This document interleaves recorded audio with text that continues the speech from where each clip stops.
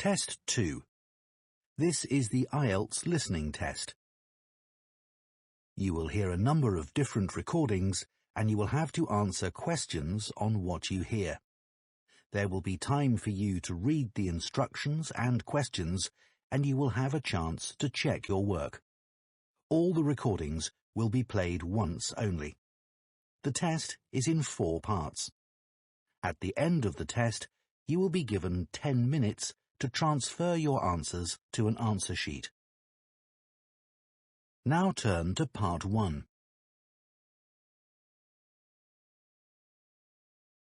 Part 1. You will hear 2 friends talking about a guitar group. First, you have some time to look at questions 1 to 6.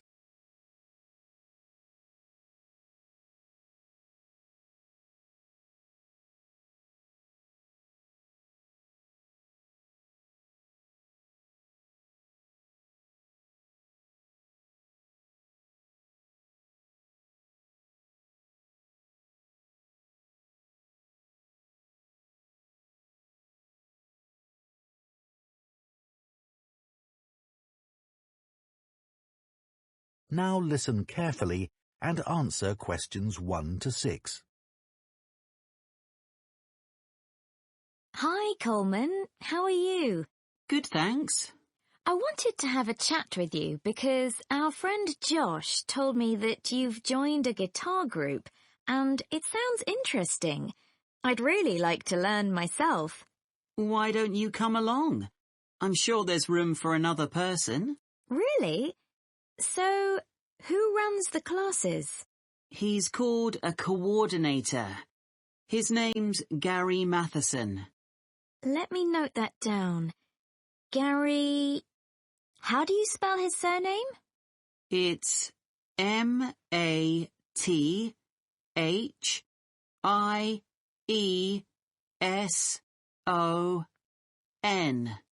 Right, thanks.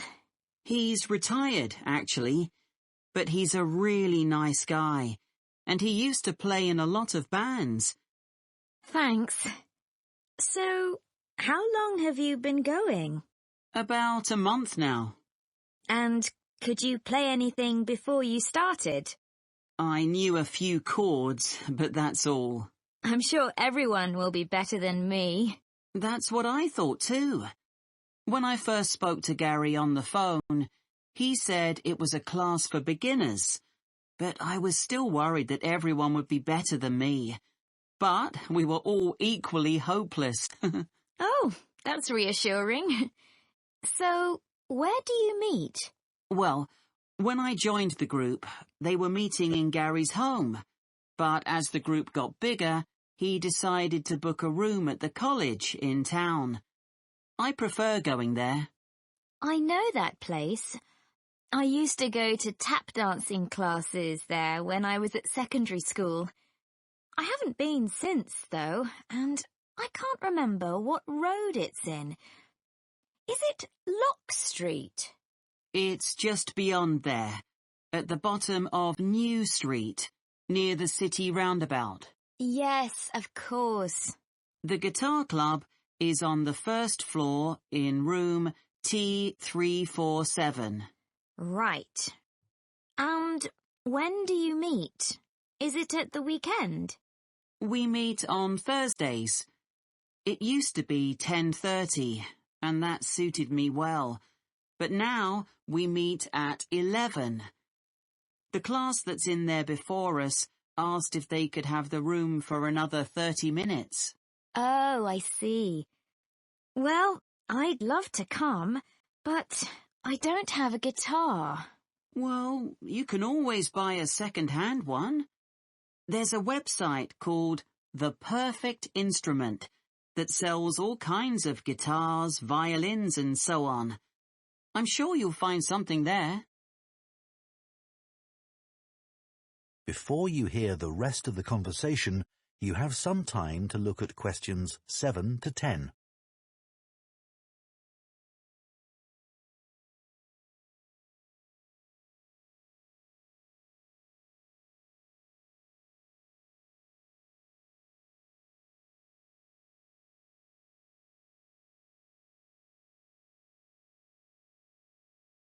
Now listen and answer questions 7 to 10.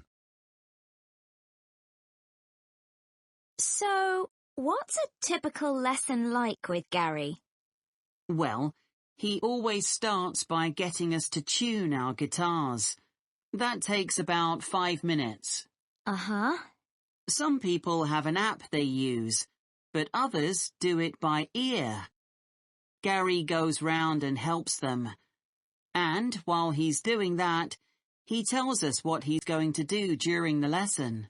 Right. First, we usually spend about 10 minutes doing some strumming. So, is that using...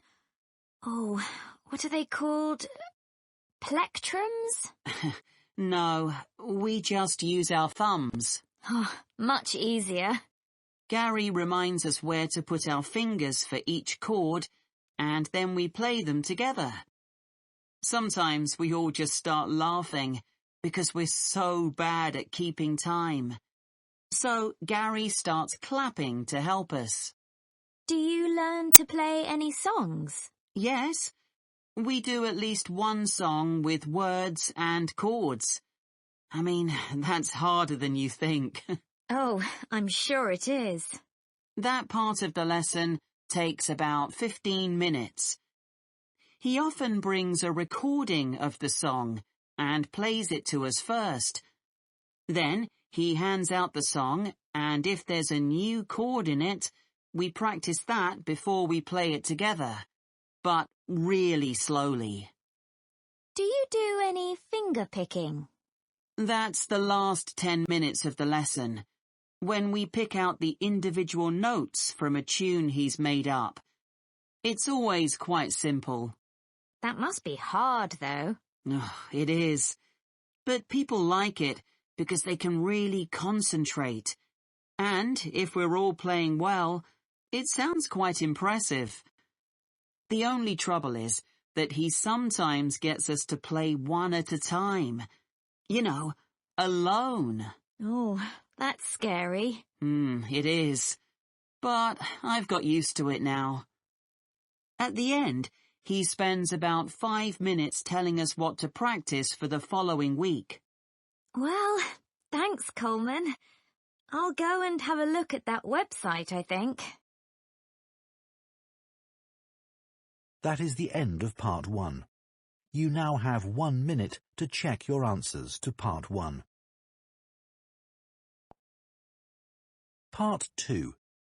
You will hear a man called David talking on the radio about his work as a lifeboat volunteer.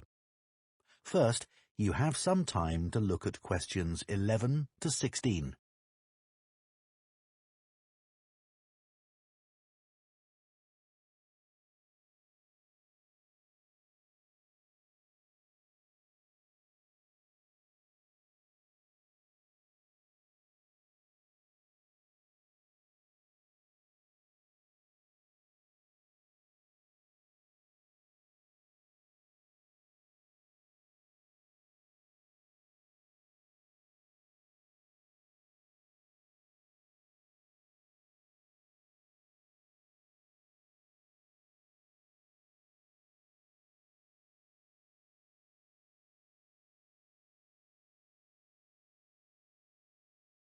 Now listen carefully and answer questions 11 to 16.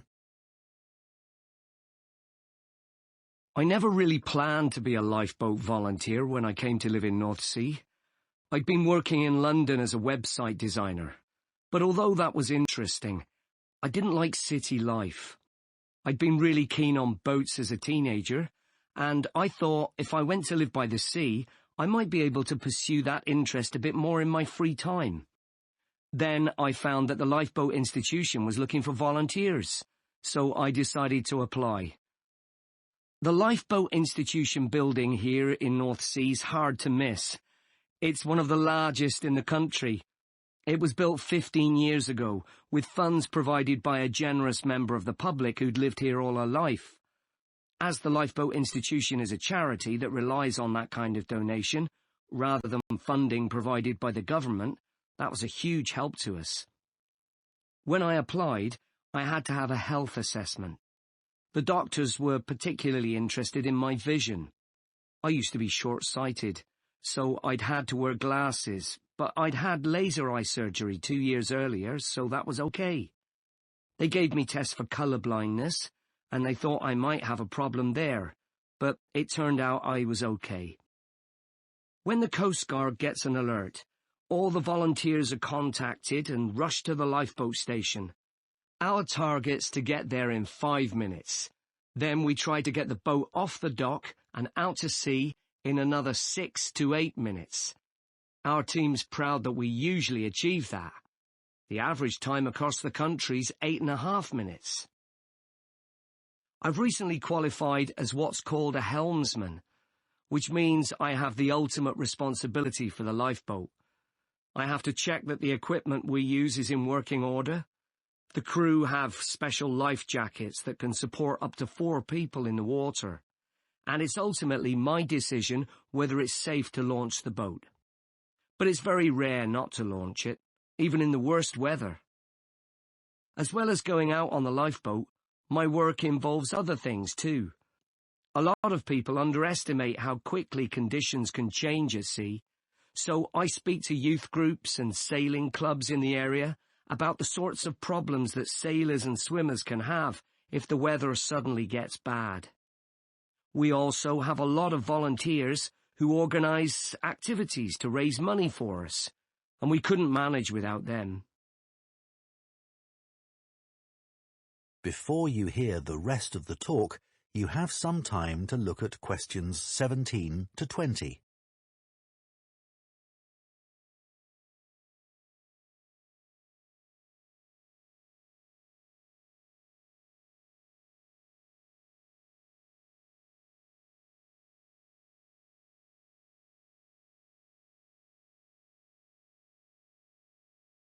Now listen and answer questions 17 to 20. The training we get is a continuous process, focusing on technical competence and safe handling techniques, and it's given me the confidence to deal with extreme situations without panicking. I was glad I'd done a first aid course before I started, as that's a big help with the casualty care activities we do. We've done a lot on how to deal with ropes and tie knots. That's an essential skill. After a year, I did a 1-week residential course, led by specialists.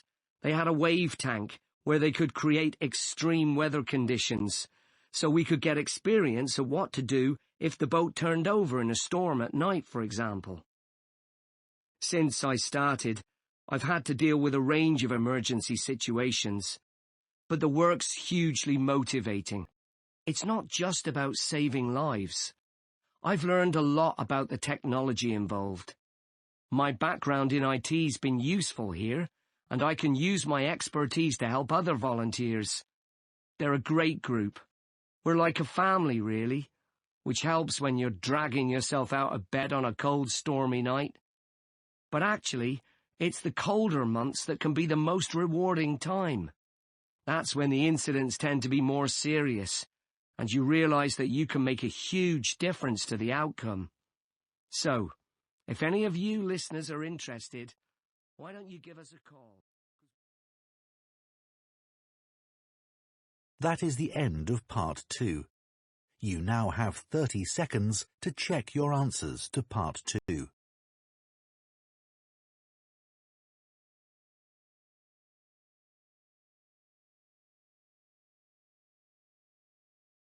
Part 3. You will hear 2 students called Bella and Don discussing a presentation they plan to do on recycling footwear. First, you have some time to look at questions 21 to 24.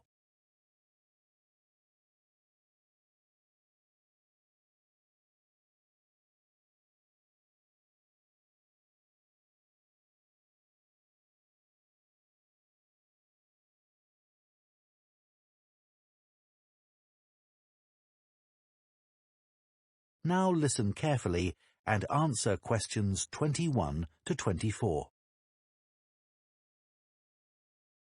Hi, Don. Did you get the copy of the article on recycling footwear that I emailed you? Yeah, it's here. I've had a look at it. So, do you think it's a good topic for our presentation? Well, before I started reading it, I thought recycling footwear. Well, although it's quite interesting, perhaps there isn't enough to say about it, because we put shoes in recycling bins. They go to charity shops, and that's about it. But there's much more to it than that. I realise that now, and I'm keen to research the topic more. That's great. One of the things I didn't realise until I read the article was just how many pairs of trainers get recycled. Well, a lot of young people wear them all the time now. They've become more popular than ordinary shoes. I know. I guess they are very hard-wearing. But don't they look a bit casual for school uniform? I don't think they're right for that. Actually, I think some of them look quite smart on pupils. Better than a scruffy old pair of shoes. So, do you keep shoes a long time?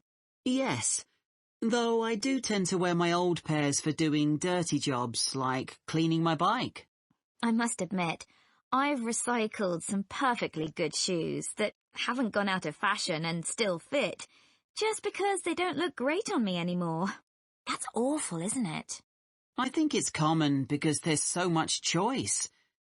The article did say that recent sales of footwear have increased enormously. That didn't surprise me. No, but then it said that the amount of recycled footwear has fallen. It's 6% now, compared to a previous level of 11%. That doesn't seem to make sense. That's because not everything goes through the recycling process. Some footwear just isn't good enough to resell for one reason or another and gets rejected. Before you hear the rest of the discussion, you have some time to look at questions 25 to 30.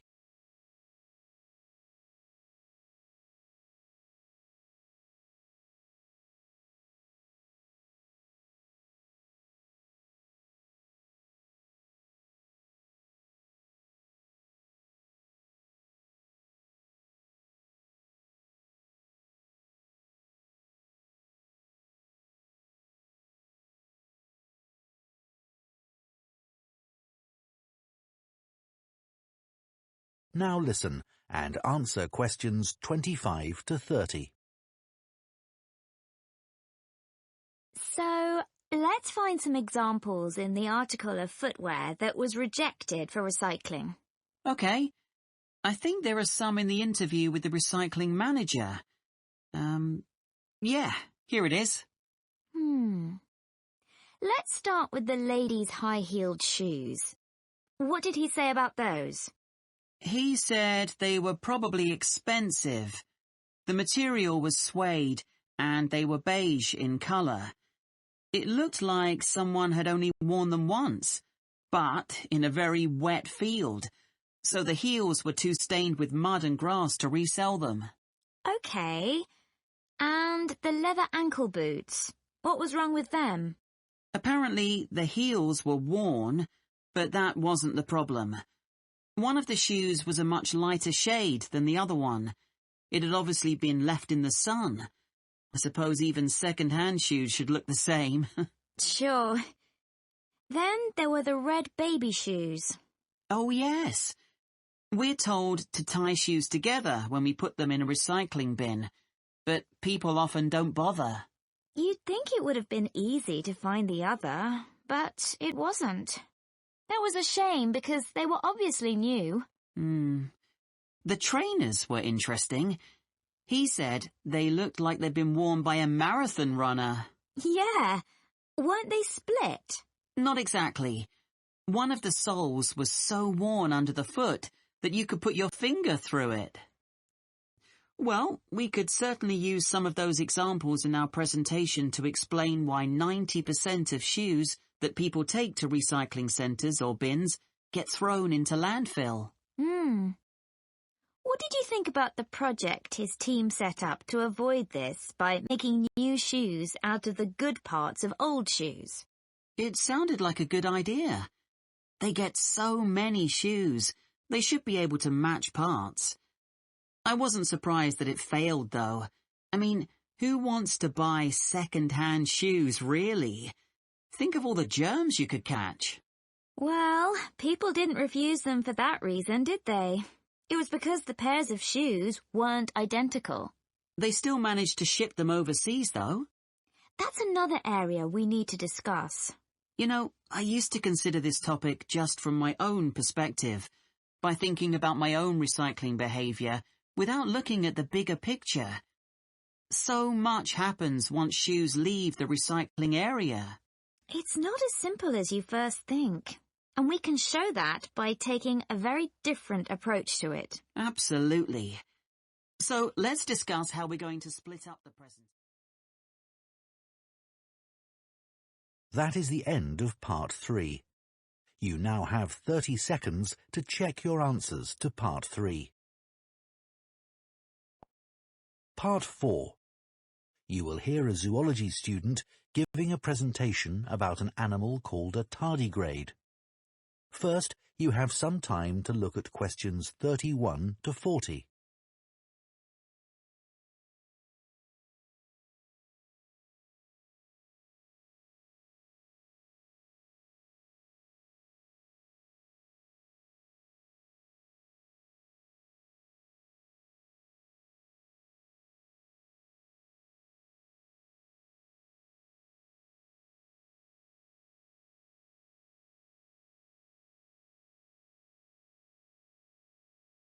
Now listen carefully and answer questions 31 to 40. For my project on invertebrates, I chose to study tardigrades. These are microscopic, or to be more precise, near microscopic animals. There are well over 1,000 known species of these tiny animals, which belong to the phylum Tardigrada. Most tardigrades range in length from 0.05 to 1 millimetre, though the largest species can grow to be 1.2 millimetres in length. They're also sometimes called water bears, water because that's where they thrive best, and bear because of the way they move. Moss piglet is another name for tardigrades because of the way they look when viewed from the front. They were first discovered in Germany in 1773 by Johann Goetze, who coined the name tardigrade. As I say, there are many different species of tardigrade. Too many to describe here, but generally speaking, the different species share similar physical traits. They have a body which is short and also rounded, a bit like a barrel. And the body comprises 4 segments. Each segment has a pair of legs, at the end of which are between 4 and 8 sharp claws. I should also say that some species don't have any claws. What they have are discs, and these work by means of suction. They enable the tardigrade to cling on to surfaces or to grip its prey. Within the body, there are no lungs or any organs for breathing at all. Instead, oxygen and also blood are transported in a fluid that fills the cavity of the body. As far as the tardigrade's head is concerned, the best way I can describe this is that it looks rather strange, a bit squashed even. Though many of the websites I looked at described its appearance as cute, which isn't exactly very scientific. The tardigrade's mouth is a kind of tube that can open outwards to reveal teeth-like structures known as stylets. These are sharp enough to pierce plant or animal cells. So, where are tardigrades found? Well, they live in every part of the world, in a variety of habitats, most commonly on the bed of a lake, or on many kinds of plants, or in very wet environments. There's been some interesting research which has found that tardigrades are capable of surviving radiation and very high pressure, and they're also able to withstand temperatures as cold as -200 degrees centigrade, or highs of more than 148 degrees centigrade, which is incredibly hot.